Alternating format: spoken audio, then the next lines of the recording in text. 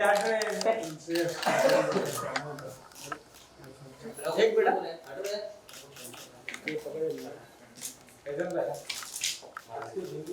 पहले आगे करने के बाद बैठो।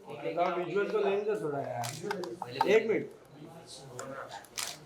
ये रुकना चाहिए तो मैं आपको अंदर लगा क्या बात है यार जोड़ी फ्रेश जोड़ी। एक मिनट सॉरी आपको सॉरी वेट करना पड़ेगा। कोई बात नहीं। आज आपका दिन है। एक मिनट तू क्यों बोल रहा है? ये क्या क्या कर रहा है? आँख मार रहा है? आँख मारो अरे लाइट चालू बंद कौन कर रहा है यार? अरे आँख मार रहा है लाइट चालू नहीं की। एक मैच सेगमेंट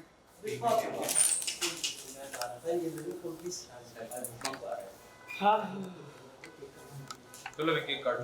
तो केक काटो टेबल लगाओ। हाँ ठीक है। टेबल लगा के लाइट तो चालू कर क्यों लाइट बंद कर? बात तू लेके खड़ा हो जा। इधर लाइट दे।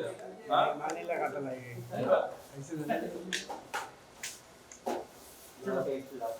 विशाल केक रखना भाई। लाओ केक खिलाओ। अरे केक मनी केक ओपन कर। केक ओपन करो यार। अपना birthday birthday thank you cake cutting cake लगाओ ना। विशाल केक खड़े केक खड़े? लेके केक खड़े हो जाए। आदिल भाई विशाल केक लाना भाई खड़े नहीं टेबल लो ना। टेबल खड़े गए। नहीं पहले विशाल विशाल को तो अबे साथ में रहो मैं काटूंगा। अच्छा है। टेबल से कपड़ा छूट जाए। टेबल से कपड़ा छूट जाएगा।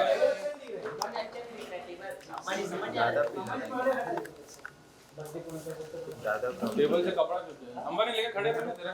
हाँ मैं वही बोला सिगरेट? विशाल तुम भी खड़े हो जाना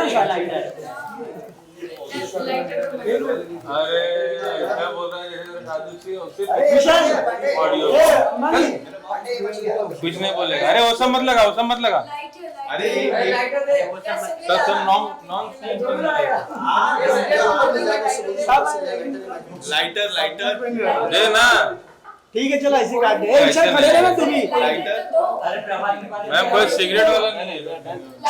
क्या ऑफिस में हमारा यही टाइम पे रहता है। सिगरेट कोई नहीं पीता सब विशाल तुम भी खड़े हो जा। किधर है? विशाल पीता है विशाल। हम लोग जला देंगे।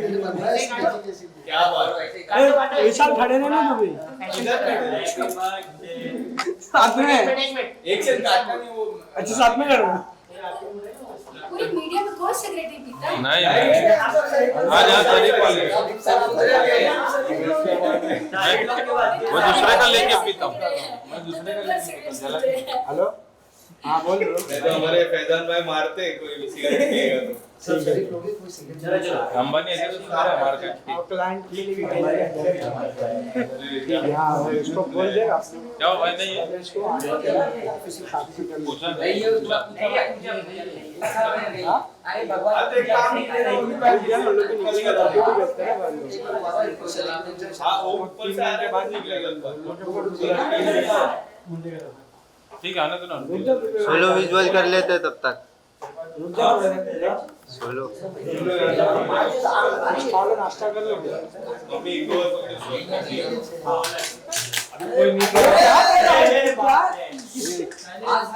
तुम्हारी लाइट बार बार जा रही है यार।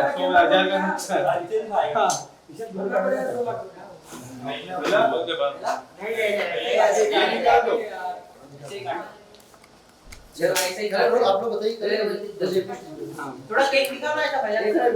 अच्छा केक विशाल काटने का आगे जाओगे थोड़ा और बस ज्यादा नहीं।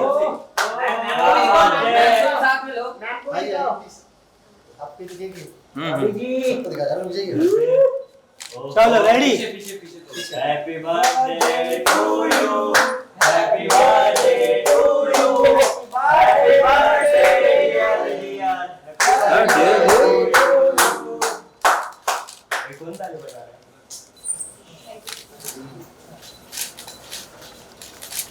शर्मा गए। आप लोग करना पूरा। क्या बात है।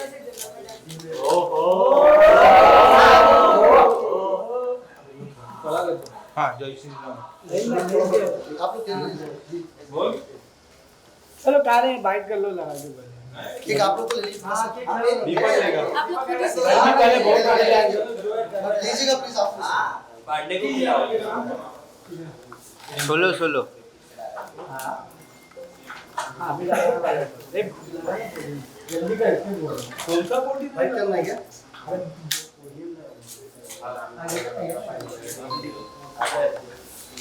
इधर यू वांट आवेश आवेश जी भाई। फाइट करना है क्या? वीडियो कर रहा है क्या? ए भाई मेरे को ट्राई करता हूं।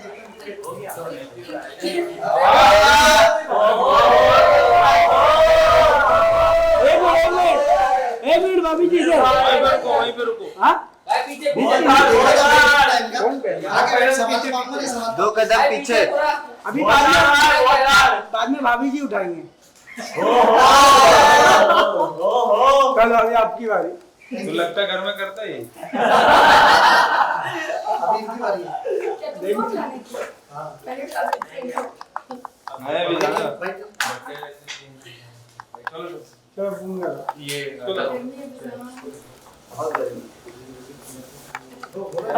ये बहुत गर्मी है ना? उधर रखिए ना। अरे उस दिन उसके हाथ चली गई थी लाइट। भाई अरे तुम लगा रहे हो हटा रहे हो टोन चेंज हो रहा है बार बार। हाँ वो ना हाँ बोल। आप लड़के कर लीजिए। हाँ तो इसमें भी रखिए बट अरे इसका भी जैसे रख जाएगा इसमें रख के सही रहेगा। ठीक है जैसा आप लोग ठीक है। केक पे रहेगा। तो ये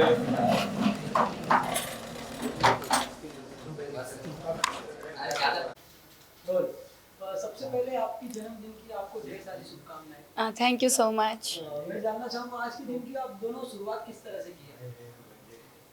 फैजान बताइए आपसे आज पूछ आपका रहे हैं। जन्मदिन है, फैजान भाई भी काफी खुश नजर आ रहे हैं। आज के दिन की मैं सुबह से थोड़ा जल्दी उठ गई थी और मैं मंदिर गई थी। मैंने पूजा की और अभी मैं आप सबके सामने हूँ। फैजान भाई आप कुछ कहना चाहोगे आज? मैं तो कल रात 12 बजे के बाद से सोया नहीं, जब से इनकी बर्थडे की मुझे टेंशन थी इतनी।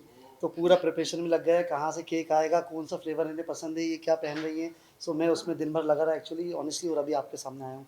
तो ऑफकोर्स बहुत खुश हैं, आज बहुत बड़ा दिन है हम लोग दोनों के लिए। और साथ ही क्या कुछ प्लानिंग की है वो शाम को? शाम को डिनर का प्लान किया है और बाकी देखते हैं। आगे ना आप कुछ कहना चाहोगे? आज जन्मदिन है, किस तरह से आपकी क्या प्लानिंग रहेगी? इन्होंने सरप्राइज का प्लान तो बता दिया, आपकी क्या तैयारी है शाम को? मेरी कोई बहुत ज़्यादा प्लानिंग तो नहीं है। आप सबके साथ सेलिब्रेट करने के बाद हम लोग साथ में डिनर करने जाएंगे और बस, और कुछ नहीं। ये जो गैना और फैजान का जो रिश्ता है, क्या रिश्ता है? कि हाल ही में जो तस्वीरें आई काफी हाँ। चर्चा कर रहे, कुछ शुरुआत से अगर थोड़ा बता दीजिए। तो इस बारे में तो फैजान बताएंगे। ये फैजान प्लीज़। देखिए काफ़ी सालों से हम लोगों का कुछ मतलब रिलेशन चल रहा था, बातचीत चल रही थी। तो फाइनली कुछ ऐसी कंडीशंस आ गई थी कि हम लोगों को अभी डिसीजन लेना ही पड़ा, जो हम लोग अभी एक हो गए, जिसके फ़ोटोज़ आप लोगों के पास आई हैं ऑलरेडी, काफ़ी वायरल हो चुके हैं। फिर इमीडिएटली उसके बाद इनको वाराणसी जाना पड़ा शूटिंग के लिए। सो यहाँ पे थी नहीं है, नहीं तो उसके बाद ही हम लोग प्लान कर रहे थे कि आप लोगों को बुला के पूरा अनाउंस करें।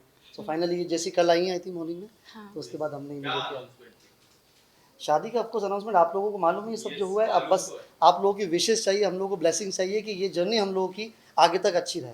आप क्या कहना चाहोगे? कब मुलाकात हुआ इनसे और कब बात हो गई? फैज़ान को मैं ड्यूरिंग एक इंटरव्यू के टाइम पर ही मिली थी और मैंने हमेशा देखा Faizan was very helpful to me. चाहे कोई भी इवेंट हो, इवन रिसेंटली एक इवेंट में वहाँ भी Faizan was really good to me. तो फैज़ान ने मुझे प्रपोज़ किया और मैंने कहा यार शादी तो करनी ही है, आज नहीं तो कल, कल नहीं तो परसों, किसी से तो करनी ही है, तो वाई नॉट फैज़ान, ऐसा बुरा भी नहीं है। तो मैंने एग्री किया and Faizan was very clear from the day one कि तुम्हें जो भी अपना कास्ट रखना है, क्योंकि मैं पंडित हूँ, तो तुम जो चाहो वो कंटिन्यू कर सकती हो। हाँ, उस चीज़ को लेके हम लोग की दोनों की बात हो गई थी कि वी वर म्यूचुअल। मैं चाहता था कि अगर ये कन्वर्ट हो या ये जो अगर ऐसा कुछ चाहती थी, बट फाइनली फिर हमारी ऐसी बात हुई कि अपने अपने आप रिलीजन को फॉलो करिए, उसमें किसी को कोई प्रॉब्लम नहीं है। हाँ। अंडरस्टैंडिंग अच्छी होनी चाहिए, which is very important. Correct. ये ना आपको जिस तरह पता है फैजल हर मामले में कुछ ना कुछ तो अपनी बातें रखते हैं। करेक्ट। जो काफी इंपॉर्टेंट हो जाते हैं। अब इस इतने सारे मुद्दे हुए तो आप इनके बारे में क्या कब पता चला इनके बारे में और इनके बारे में जो मुद्दे पे चर्चा करते हैं उर्फी की हो, राखी की हो या फिर अब्दू की हो, बहुत सारी ऐसी चर्चा होती है। एक्टर भी थी क्या है अच्छा, मुझे क्या लगता है हम सब के सब एक डेमोक्रेटिक कंट्री में हैं और हम सब के पास उतनी ही डेमोक्रेसी है जितनी किसी और के पास है। तो हर किसी को अपना पॉइंट रखने का हक है। किसी के पास भी कोई स्पेशल अधिकार नहीं है, जो जिसके पास है वो सबके पास है। तो मुझे अच्छा लगता है कि फैज़ान अपने ओपिनियंस रखते हैं and it's a good thing. आप हमेशा चुप रहकर चीज़ों को कहते हैं ना फ्लो के साथ जाने नहीं दे सकते और इट्स अ गुड थिंग। तो मैं अप्रिशिएट करती हूँ कि अच्छी बात है फैज़ान के पास अपने ओपिनियंस होते हैं। फैजल ओपिनियंस की मैं बात करूं काफी दिनों से एक मेरे मन में सवाल था कि आप आदि पुरुष पे कब बोलोगे। ये काफी लोग भी जानना चाहते हैं कि आदि पुरुष पे आपकी क्या राय है। जिस तरह डायलॉग हो गए या फिर मूवी हो गई जो लोग को अच्छी नहीं लगी, स्पेशली हनुमान जी के डायलॉग जो अब काफी जाके चेंज किए 5 डायलॉग। आप अगर कुछ बताना चाहोगे इस बारे में, आपकी क्या राय है। देखिए मूवी तो मैंने टू बी ऑनेस्ट देखी नहीं है, बट उसके रिव्यूज़ काफ़ी ख़राब आ रहे हैं और उन्होंने दूसरे धर्म की भी इंसल्ट करी है जैसा लोग फीडबैक दे रहे हैं। तो ऑफकोर्स काफ़ी गलत बात है जिस तरह की मूवी बनी है और कितने बड़े नाम उसमें इन्वॉल्व हुए हैं, बॉलीवुड के लोग भी इन्वॉल्व हो गए हैं। उसके बाद ये सब बड़ी मूवी का रिजल्ट आता है तो बड़ी शर्म की बात लगती है कि बहुत अफसोस की बात है, क्योंकि एक मूवी बनाने में, इतने बड़े प्रोजेक्ट की मूवी बनाने में बहुत प्रॉब्लम्स आती हैं, आप लोगों को पता ही है। उसके बाद अगर ऐसा रिजल्ट आता है तो बहुत अफसोस होता है किसी को भी। ऑफकोर्स ये ना आप कुछ बता। मैं इस पे ये कहना चाहूँगी हम लोगों ने बचपन से रामायण देखी भी है, पढ़ी भी है, सुने भी हैं। मेरी मम्मा हर रोज़ रामायण के पाठ करती थी तो मैंने बहुत सुना है। जो मनोज मुंतशिर ने जो लाइनें बोली हैं, खासकर हनुमान जी के जो डायलॉग हैं कि कपड़ा तेरे बाप का, जलेगी तेरी ये जो लंका वगैरह, वो जो लैंग्वेज है वो बहुत बुरी है। सेकंड, ग्राफिक्स बहुत अच्छे हैं, नो डाउट। बट जब हम लोग रामायण की बात करते हैं तो हम ग्राफिक्स की उम्मीद नहीं करते हैं। अगर आपको अपनी ग्राफिक्स दिखानी है, आपको अपना वीएफएक्स दिखाना है, आप टेक्निकली बहुत स्ट्रांग है, अगर आपको ये दिखाना है तो एक्सपेरिमेंट करने के लिए बहुत कुछ है। ये दुनिया बहुत बड़ी है, बहुत सारी चीज़ें कर सकते हैं। आपको रामायण के साथ खिलवाड़ नहीं करना था। और प्रभास एक्चुअली जैसा हमने हमेशा से सुना ना कि राम भगवान ऐसे हैं, राम भगवान ऐसे हैं। अगर आप मेरा स्टेटस पढ़ेंगे तो मैं हमेशा कहती हूँ जय श्री राम, जय श्री राम। तो प्रभास ना कहीं से भी राम के रोल को जस्टिफाई नहीं कर पा रहे। और रामायण एक ऐसा ग्रंथ है कि हम ना कभी भी नहीं सोचते कि हमें इतना कुछ ऐसा अजीब सा देखने को मिले। सैफ अली खान की कास्टिंग बहुत बुरी है, कहीं से भी नहीं लगता मुझे कि वो रोल में वो फिट होते थे। ये जो रामायण बनी है वो तो रामायण के नाम पर कहते हैं ना अपमान है और बहुत बहुत बुरी फिल्म बनी है। फैजल आपसे जानना चाहूंगा कि बिग बॉस ओटीटी भी चल रहा है। Right. जो पहला इविक्शन हुआ पुनीत सुपरस्टार का काफी चर्चा हो रही है। जो 24 घंटे के अंदर ही उनको निकाला। काफी बार उन्होंने जिस तरह वोटिंग हुई, जो जनता की वोटिंग और जो मेन जनता थी उनकी वोटिंग अलग थी। जो मेन जनता था उनको 1,20,000 दिया, जो उनको 8वें स्थान पर पहुंचाया। फिर वो उन पे नाराज हुए और पूरे दिन बिग बॉस को कोसे, ऑडियंस को कोसे। आप अगर कहना चाहोगे क्योंकि उनको एक लॉर्ड सम्मान दिया, लॉर्ड पुनीत स्टार, आप कुछ बताना चाहोगे क्या कुछ यार, मैं अगर मेरी ओपिनियन आप लेंगे तो मतलब इतना जाहिल गंवार आदमी, पुनीत सुपरस्टार जैसा आदमी मैंने ज़िंदगी में देखा नहीं है। वो बिग बॉस कैसे गया मुझे समझ में नहीं आ रहा है। उसको कौन लोग फॉलो कर रहे हैं मुझे समझ में नहीं आ रहा है। आप देखिए एविक्शन कितने जल्दी उसका हुआ है।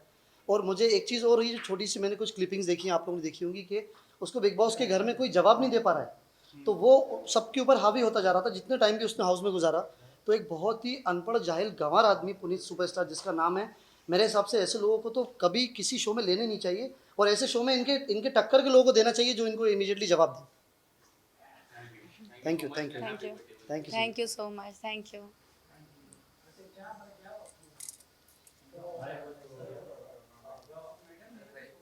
Thank you.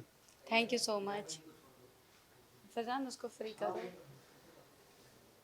जो भी सीन है।